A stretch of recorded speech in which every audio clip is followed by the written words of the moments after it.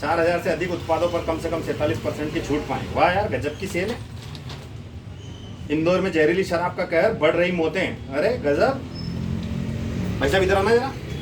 शराब कब से जहरीली हो गई यार? ये तो बचपन से जहरीली है। इंदौर में जहरीली शराब का कहर, बढ़ रही मौतें। 200 रुपये के लालच में बेची मौत।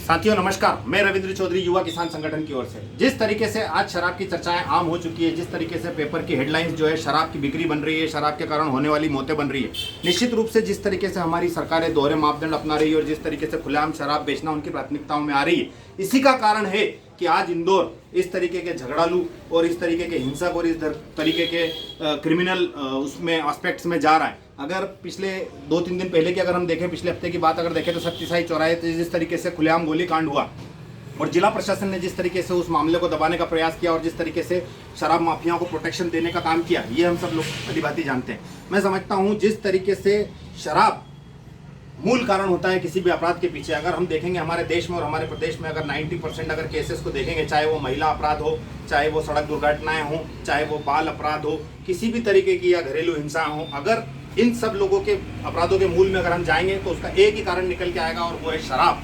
मैं समझता हूँ सरकार को रीथिंक करने की जरूरत है। जिस तरीके से वो शराब की सेल को बढ़ाने के लिए आए दिन अपने काउंटर्स बढ़ाते जा रहे हैं, ये बहुत ही खतरनाक है, जानलेवा है और उसके जो परिणाम है वो अब हम आए दिन देख रहे हैं और मीडिया जगत भी इसको स्पष्ट रूप से अपने फ्रंट पेज की हेडलाइन बना रहा है।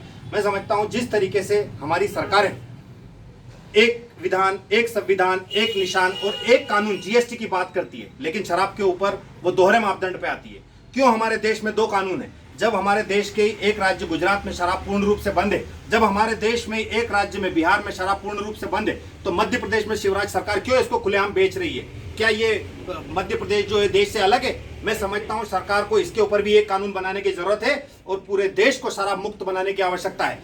जितना दोषी इंदौर में नकली शराब बेचने वाले लोग हैं, उतने ही जिम्मेदार यहाँ का जिला प्रशासन है, यहाँ का आबकारी विभाग है, यहाँ के आबकारी मंत्री हैं और शिवराज सरकार भी उतनी जिम्मेदार है। जिन धाराओं के अंतर्गत उन नकली शराब बेचने वालों के ऊपर प्रकरण दर्ज हुआ है, उन्हीं धाराओं के अंदर प्रदेश सरकार के ऊपर, उन आबकारी विभाग के ऊपर और जिला प्रशासन के ऊपर भी केस दर्ज होना चाहिए। उनको भी इन्हीं धाराओं के अंतर्गत दोषी बनाया जाना चाहिए, क्योंकि ये लोग भी उतने ही जिम्मेदार हैं। मैं देश के सभी नागरिकों से, जनमानस से, महिलाओं से, बच्चों से, बुजुर्गों से, सब लोगों से अपील करूंगा कि वो आए, युवा किसान संगठन से जुड़े और शराब मुक्त देश, शराब मुक्त राष्ट्र बनाने की जो युवा किसान संगठन की मुहिम है उससे जुड़े, इसको हमारे हाथों को मजबूत करें, क्योंकि सरकार की दोहरी नागरिकता, दोहरी जो ये मापदंड है, ये हमारे देश को अंदर से खोखला बना देगी और इसी तरीके से अगर खुलेआम शराब की बिक्री होती रही तो हमारा देश इन दुर्घटनाओं का और इन हिंसाओं का पर्याय बन जाएगा और हमारा देश खत्म हो जाएगा। इसलिए आओ हम सब लोग सरकार की इन दोहरी नीतियों के खिलाफ अपनी आवाज को बुलंद करें।